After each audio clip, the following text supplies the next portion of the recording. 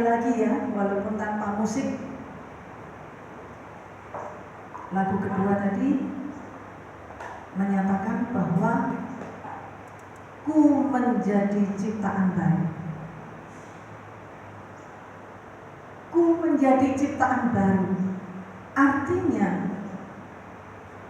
kita semua ini sekarang adalah ciptaan baru. Hari ini kita akan bersama-sama belajar tentang kelahiran kembali. Apa maksud kelahiran kembali atau lahir baru?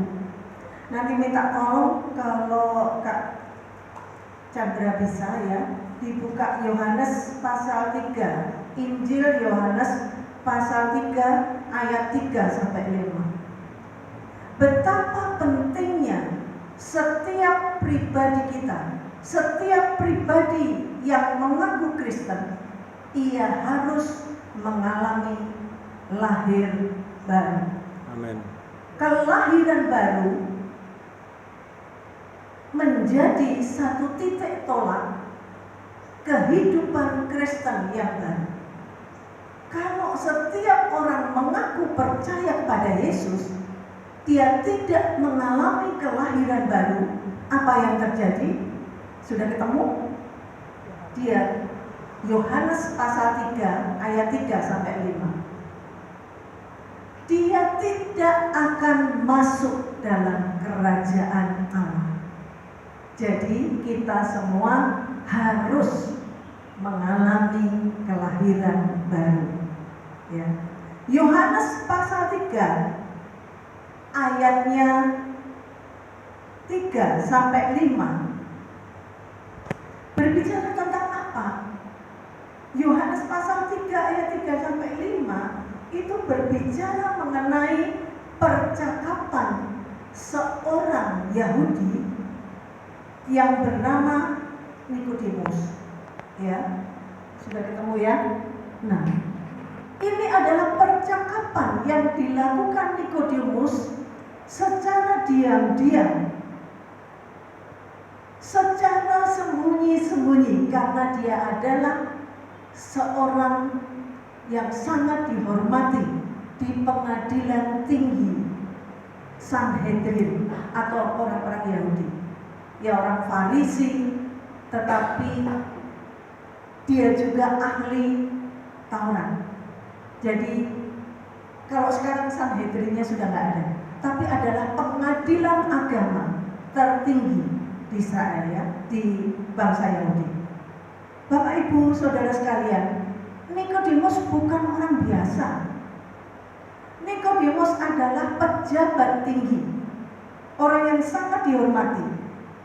Mengapa dia kemudian diam-diam malam-malam bertemu dengan Yesus? Karena kerinduan, keingintahuan tentang kelahiran kembali. Kita akan buka bersama-sama, kita baca dulu ya. Yohanes 3 ayat 3 sampai 5. Ayat 3, mari kita baca bersama-sama.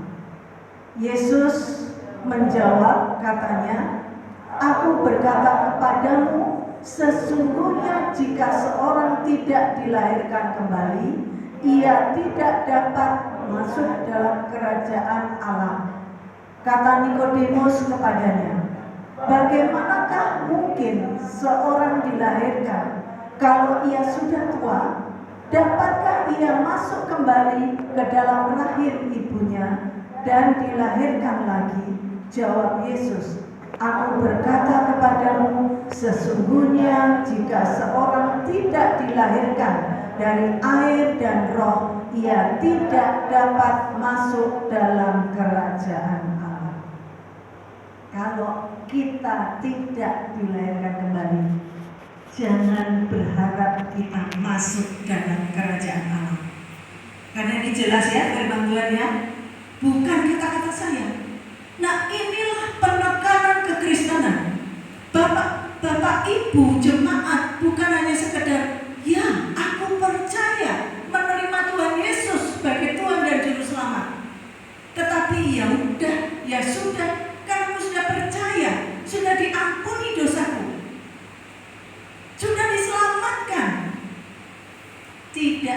sampai di situ. Bapak dan Ibu jemaat yang dikasihi Tuhan harus dilahirkan kembali. Bukan masuk ke dalam perut ibu kita, tetapi dilahirkan dari air dan roh. Artinya adalah kita berbicara tentang kerajaan Allah. Jadi syarat masuk salah satunya adalah orang yang mengaku Kristen, dia harus lahir kembali. Siapa yang belum lahir kembali? Kita mau lihat pada diri kita masing-masing. Kita mau koreksi pada diri kita masing-masing, ya. Kelahiran baru itu bukan usaha kita, tetapi karya Roh Kudus. Jadi Roh Kudus mengerjakan setelah kita mengalami keselamatan, menerima Yesus Kristus sebagai Tuhan dan Juru Selamat dalam hati, kita harus buat komitmen baru bahwa ya, aku sekarang milik Kristus, hidupku dikuasai Kristus, aku bukan lagi aku sendiri yang hidup. Kata Rasul Paulus juga begitu, bahwa bukan lagi aku yang di dalam diriku ini, tetapi Kristus yang hidup di dalam aku. Amin. Maka dari itu sifat-sifat Kristus harus menjadi implementasi atau ekspresi hidup kita. Kelahiran baru itu salah satu wujudnya adalah karya Roh Kudus dalam pribadi kita, yaitu Roh Kudus itu bekerja secara total mengubah kehidupan kita yang lama dibuang menjadi yang baru. Jadi nanti di surga nggak ada. Mana surat baptisnya? Enggak. Tetapi Tuhan bilang, Tuhan akan menolak orang-orang yang tidak melakukan kehendaknya, kehendak Bapa di surga, yaitu perubahan hidup, yaitu kelahiran baru. Karena itu satu syarat masuk kerajaan Allah. Siapa yang belum hidup baru sekarang harus memahami bahwa kekristenan tidak hanya sekedar aku percaya kepada Yesus Kristus, aku diselamatkan, berarti di situ ya sudah aku diselamatkan. Yang penting aku sudah selamat. No, tetapi kehidupan yang baru. Konkretnya ada banyak sekali dalam kehidupan kita. Yang dulu suka mencuri jadi tidak mencuri lagi, itu salah satu contoh. Yang dulu suka mendewakan sesuatu, kesukaannya, hobinya, kalau tidak melakukan itu rasanya mati, atau kalau tidak melakukan itu rasanya nggak enak hidupnya, itu keterikatan pada duniawi, itu sekarang lagi menyerahkan hidupnya sepenuhnya pada Tuhan. Kalau dulu suka ngomong kotor, sekarang tidak lagi. Kalau dulu memang kerjaannya suka melakukan hal-hal pelanggaran orang, sekarang hidup baru. Dan itu satu hal yang konkret yang harus dijalani setiap hari sebagai orang Kristen, orang yang Kristus yang telah diselamatkan oleh Tuhan.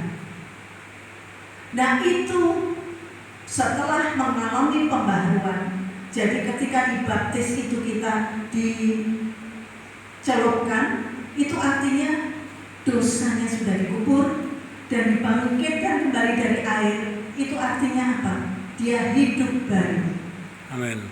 Ya kebiasaan lama kita sudah nggak dipakai lagi. Ada satu hal yang dilihat oleh orang lain dari cara hidup kita yang beda, dari cara hidup kita yang baru, dari kebiasaan kita yang baru. Kita dinilai, oh itu rupanya orang Kristen. Gak usah kita mengucapkan sesuatu, orang sudah melihat dari kebiasaan kita, dari cara bicara kita, cara hidup kita, orang sudah tahu, oh dia orang Kristen. Nah ini yang menjadi hal yang paling mendasar, karena kehidupan Kristen yang biasa saja, yang seperti dulu. Orang Kristen yang dulu suka minum minuman keras, suka berkata-kata kotor, suka pergi ke tempat-tempat pelacuran, atau suka mencuri, suka berbohong, semuanya itu ditinggal menjadi kehidupan yang baru, gaya hidup yang baru. Gaya hidup yang baru itu termasuk mengutamakan Kristus, menomorduakan atau meninggalkan keinginan-keinginan dunia. Tidak gampang. Tetapi saya sudah berbicara sejak awal, itu karya Roh Kudus. Kuasa Roh Kudus ketika kita benar-benar rindu diperbaharui oleh Tuhan, oleh kuasa darah Kristus. Lagu tadi ya. Oleh kuasa darah-Mu Kau telah tebus dosaku, ku menjadi ciptaan yang baru. Oleh kuasa darah-Mu. Amin, amin. Itu sudah jadi hal yang paten, nggak bisa diubah lagi. Mau kita melakukan berusaha dengan berbuat baik, tidak bisa. Ini kuasa Roh Kudus, kuasa darah Kristus. Ya, jadi ada beberapa hal yang kita bisa lakukan karena kasih karunia Tuhan, karena kekuatan Tuhan, karena iman kepada Yesus Kristus. Seperti Nikodemus tadi, dia bukan orang biasa, dia pejabat tinggi di Sanhedrin, pengadilan agama tertinggi, yang mengadili masalah moral, masalah agama, dan lain sebagainya. Nikodemus rindu diperbarui. Nikodemus datang malam-malam kepada Yesus. Jadi bukan Yesus yang mendatangi Nikodemus, tetapi dia yang rindu. Nah, ini yang harus dilakukan oleh orang Kristen. Bukan Tuhan yang bilang, "Hei, Pak Ajis, datang ke sini." Enggak. Tapi Pak Ajis yang rindu. Seperti Nikodemus lakukan. Kenapa dia malam-malam dan diam-diam? Karena dia pejabat. Karena dia orang Farisi. Karena dia orang penting di pengadilan tinggi Sanhedrin. Orang yang dihormati, dia agak gengsi awalnya. Tetapi ketika dia bertemu Yesus dan dia tanyakan tentang hal ini, kelahiran baru ini, dia mantap, dia percaya Yesus. Yesus berbicara kepadanya langsung. Nah, ini luar biasa. Bukan hanya keselamatan, tetapi perubahan hidup. Jadi kalau jadi orang Kristen, kita nggak mengalami perubahan hidup, kelahiran baru sebagai wujud atau salah satu bukti kelahiran baru, tidak akan masuk dalam kerajaan Allah. Ini firman Tuhan. Ini bukan kata-kata saya. Dibaca lagi berulang-ulang. Bapak Ibu, berpuluh-puluh tahun kita percaya Yesus. Apakah sudah ada kelahiran baru? Ada satu gereja yang memang setiap hamba Tuhan, setiap jemaat, setiap pelayan-pelayan di depan, baik musik maupun apapun, dia harus mengalami kelahiran baru dulu. Kalau tidak, tidak boleh. Mengapa? Karena kelahiran baru akan menghasilkan sesuatu yang indah ketika itu dipakai untuk melayani Tuhan. Ya, jadi tidak sembarangan. Mari kita belajar. Apa maknanya sebenarnya? Yang pertama tadi karya Roh Kudus. Manusia harus mati dulu secara rohani. Tadi sudah dikubur di dalam pembaptisan. Secara jasmani, secara rohani, manusia yang belum percaya pada Kristus, belum mengalami kelahiran baru, dia mati secara rohani. Ya, dia kemudian supaya dia diperhitungkan dalam kerajaan Allah, supaya bisa melihat kerajaan Allah, dia harus dihidupkan kembali secara rohani. Jadi pengertiannya begini. Siapa yang sampai detik ini belum mengalami perubahan hidup, kelahiran kembali, dia masih mati secara rohani. Nah, kalau mau dihidupkan kembali, ya harus mengalami perubahan. Ya, waktu saya ngajar itu murid banyak sekali. Saya bilang, siapa yang hari ini sempat berdoa? Karena salah satu wujud kelahiran baru adalah tekun dalam doa, setia, taat, rajin berdoa, mulai dari melek mata sampai menutup mata. Rajin, tekun berdoa, hidupnya dalam doa, selalu ada koneksi dengan Tuhan. Semua mengangkat tangan. Benar? Yakin? Ya, karena apa? Mereka ingin masuk surga. Salah satu wujud perubahan hidup dalam kelahiran baru, rindu terus berkomunikasi, terkoneksi dengan Tuhan, terus. Walaupun dalam pekerjaan-pekerjaan, entah nyanyi, entah berdoa dalam hati, entah apa. Mungkin kayak Bu Leliana sambil nyetir mobil, karena Bu Leliana itu jarak jauh ya. Walaupun Bu Leliana itu orangnya kecil, tapi ketika nyetir mobil dia bisa sambil berdoa, sambil menyanyi, gerenung-gerenung di dalam mobil. Nah, itu salah satu ekspresi orang-orang yang sudah mengalami Kristus, ya sudah diubahkan, mengalami kelahiran baru. Maka kemudian dia ekspresikan melalui cintanya kepada Tuhan terus menerus. Makanya kemudian Tuhan itu diutamakan. Walaupun dia sangat repot, sangat sibuk, jauh jaraknya, ya harus utamakan Tuhan dulu. Nah, itu salah satu ekspresinya kelahiran kembali. Artinya nggak terlalu penting, bukan kita nggak butuh, kita tetap butuh. Tetapi yang paling penting adalah Tuhan Yesus. Ya, Dia segalanya dalam kehidupan kita. Setelah kita mengalami ciptaan baru, kita benar-benar punya tabiat baru. Tabiat baru tadi apa? Tinggalkan yang suka bohong, tinggalkan yang suka mencuri, tinggalkan yang suka ngomong kotor, tinggalkan yang suka minum minuman keras, tinggalkan hal-hal yang tidak berguna, yang memakan waktu kita banyak. Nonton film-film porno dan lain sebagainya. Bapak Ibu, meracuni pikiran kita dengan hal-hal perkara-perkara itu. Sebenarnya enak sih lihat, nonton itu enak banget, lihat itu senang. Tetapi itu salah satu yang harus ditinggalkan karena itu tabiat lama. Dan kita harus memiliki tabiat baru. Apa tabiat baru itu? Mencintai Kristus lebih dari apapun. Dan kita taat kepada Tuhan. Kita nggak usah punya motivasi apapun. Ya udah kalau Tuhan berkati aku oke, taat. Nggak bisa. Ya. Kalau mengutamakan Tuhan itu seperti itu tadi. Kesaksian Bu Maryam. Iya, sudah percaya saja sama Tuhan. Iya, sekarang ada tabiat baru. Ada kebiasaan baru dari kita yang diselamatkan.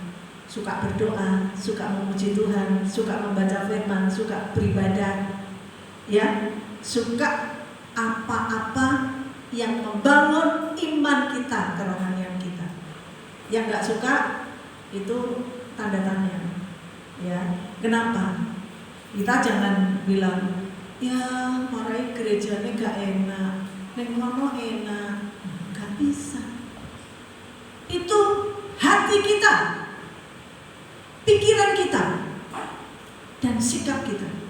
Mari kita punya tabiat baru, ya, karena kita adalah ciptaan baru.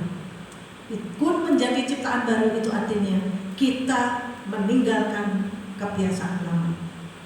Kemudian, mengapa itu penting? Karena tadi menjadi syarat masuk kerajaan Allah. Ingat ya, garis bawah. Sampai di rumah berpikir, aku nanti kalau nggak hidup baru, nggak punya kebiasaan baru, tabiat baru, nggak bisa masuk kerajaan Allah. Loh, gimana ini? Ya, kita sudah dimeteraikan oleh Roh Kudus. Kita harus punya tabiat baru, yakin bahwa dengan kuasa darahnya, dengan kuasa Roh Kudus, kita mampu melakukan kehendak Tuhan, melakukan apa yang Tuhan mau dalam kehidupan kita. Supaya apa? Kita terus hidup, rohani kita terus hidup. Karena manusia, karena dosa yang tiap hari kita buat, kita bisa mati secara rohani. Ya. Oleh sebab itu, kalau kita punya motivasi hidup baru, itu semata-mata karena kita rindu mendapatkan kehidupan kekal di surga. Gak ada satu agama pun yang menjanjikan dengan yakin, dengan sungguh-sungguh tentang kehidupan kekal. Tetapi maaf, syaratnya bukan seperti yang dunia luar tawarkan. Syaratnya adalah ia harus menjadi ciptaan baru, ia harus dilahirkan kembali. Salah satu ayat yang bisa kita langsung pakai adalah Galatia 5 ayat 22-23. Ya. Tentang apa? Buah-buah roh. Kasih, sukacita, damai sejahtera, kesabaran, kemurahan, kebaikan, kesetiaan, kelemah lembutan, dan yang ke-9 penguasaan diri. Kalau 9 buah roh itu kita kejar menjadi satu tabiat kita, gaya hidup kita setelah diselamatkan, maka di dalam ibadah tidak ada motivasi lain selain mencintai Tuhan, selain mau diperbarui oleh Tuhan, selain hanya mau mengutamakan Tuhan dalam kehidupan kita. Ya, jadi cara di luar tidak laku karena hanya iman kepada Yesus Kristus yang membuat kita bisa menjadi lahir baru. Ya. Kemudian menyerahkan hidup kita kepada Tuhan. Nah, tadi bertobat, setelah bertobat diampuni dosanya, mengalami pembaptisan, kemudian juga Yesus menguasai kehidupan kita. Kalau kita masih melanglang buana dan kita masih mencari-cari dia yang enak, mana ya yang kira-kira membuat saya nyaman, itu berarti Bapak Ibu masih memakai tabiat lama. Ya, sekarang fokus, sekarang setia kepada Tuhan, taat kepada Tuhan, supaya apa? Tuhan Yesus benar-benar menguasai kehidupan kita. Yang terakhir, memiliki kebiasaan yang baik sesuai dengan kehendak Tuhan, yang baru. Ini adalah dampak daripada kelahiran baru. Nanti setelah pulang dari tempat ini berharap kalau setiap hari Minggu kita ke gereja. Kalau saya ke gereja, Tuhan keluar dari pintu gereja ini, pintu bangunan ini, saya bilang, Tuhan ubah hidup saya. Jangan hidup sama seperti yang kemarin, minggu yang lalu. Kalau minggu yang lalu masih menipu, keluar dari gereja jangan. Karena apa? Kita sudah diperbaharui. Kita sudah harus memberi dampak supaya orang melihat. Kalau di rumah itu doanya hanya mau makan, kemudian mau makan, hanya doanya mau makan. Doa mau makan saja bilangnya, terima kasih Tuhan atas makanan ini, berkatilah, amin.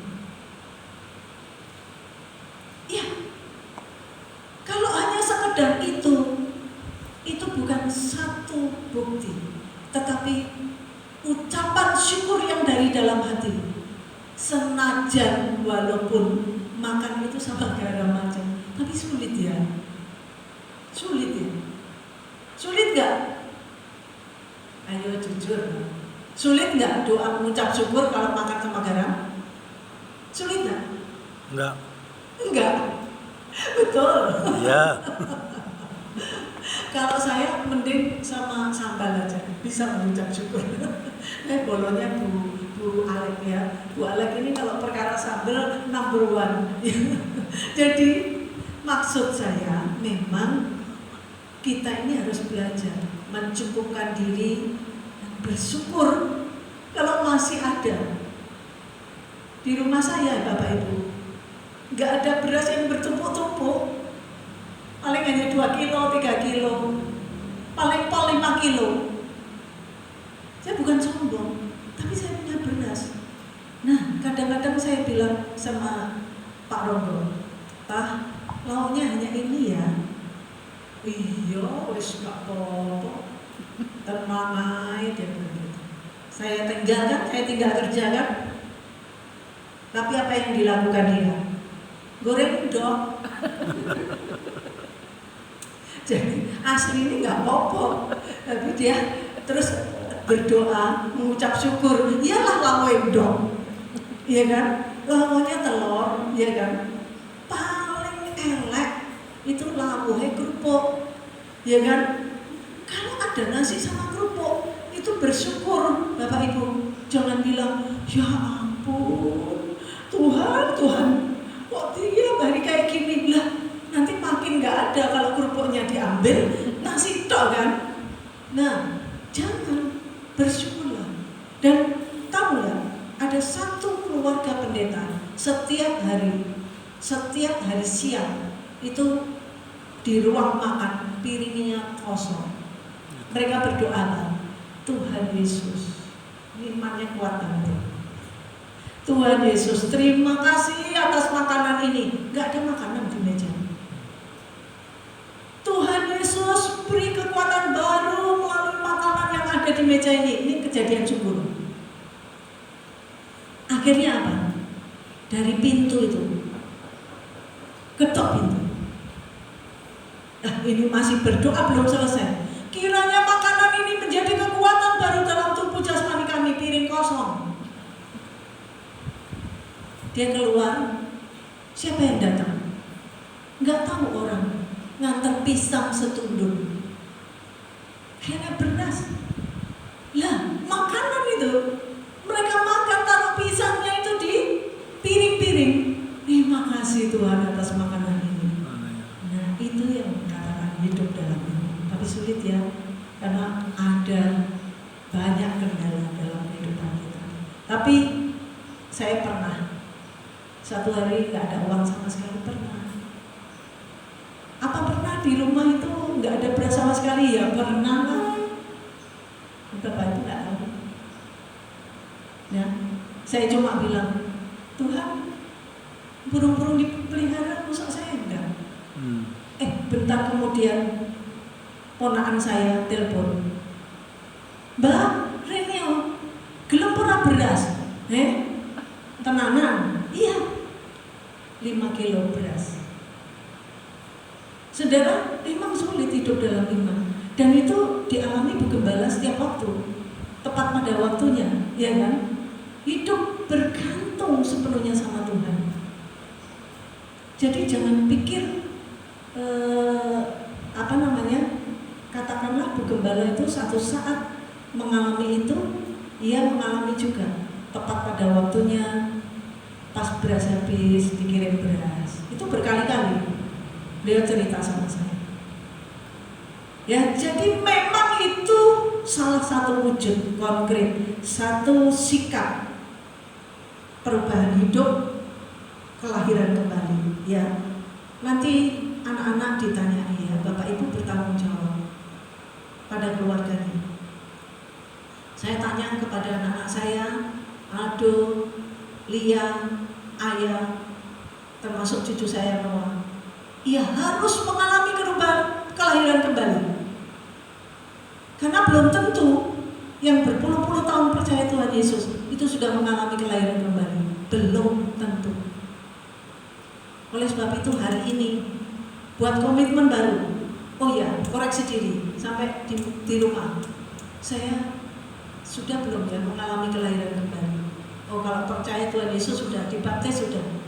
Tapi mengalami kelahiran kembali artinya punya tabiat baru, kehidupan baru, dan juga kebiasaan baru yang sudah saya sebutkan tadi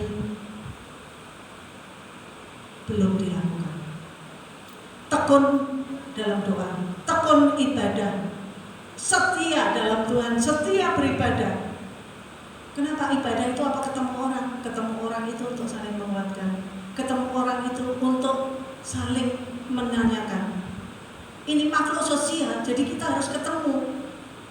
Kalau kita sudah nggak mau ketemu orang kebiasaannya, itu tanda-tanda sakit jiwa. Maaf, serius.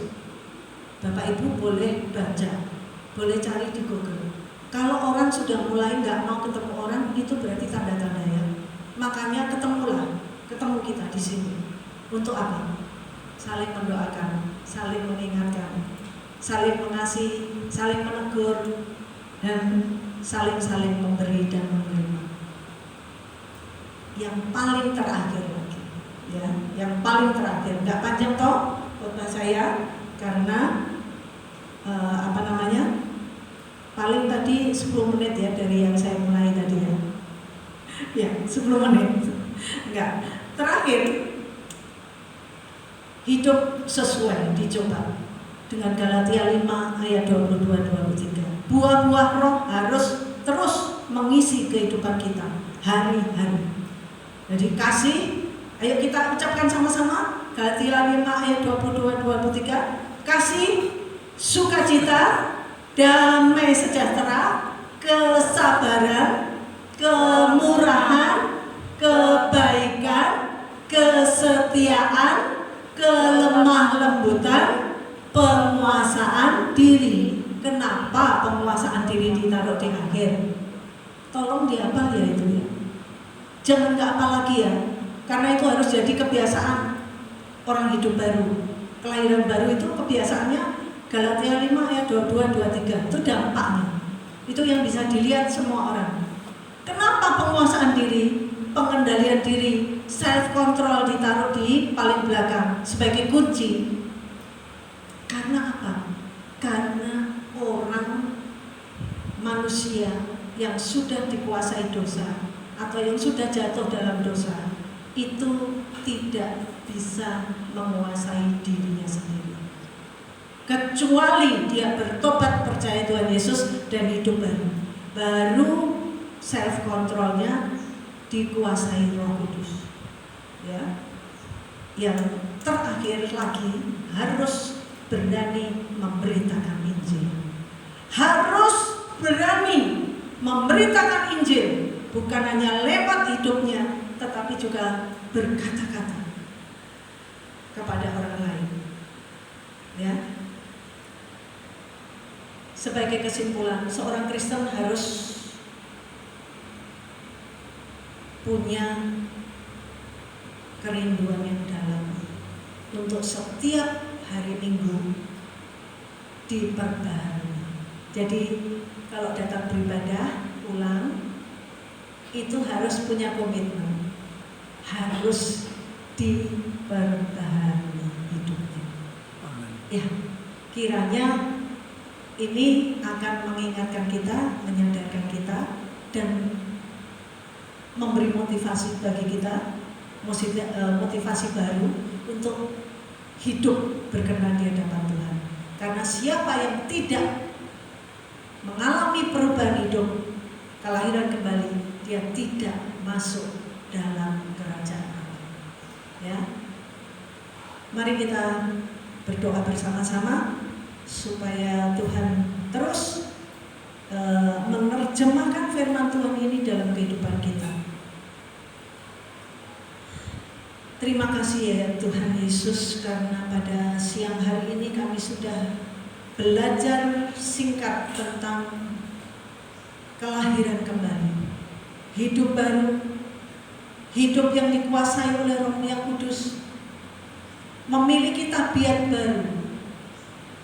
Untuk kami bukan hanya rindu masuk dalam kerajaan Allah, tetapi kami juga bisa memberitakan Injil melalui perubahan-perubahan sikap hidup yang baru, sehingga orang lain boleh melihat kesaksian untuk memuliakan Engkau.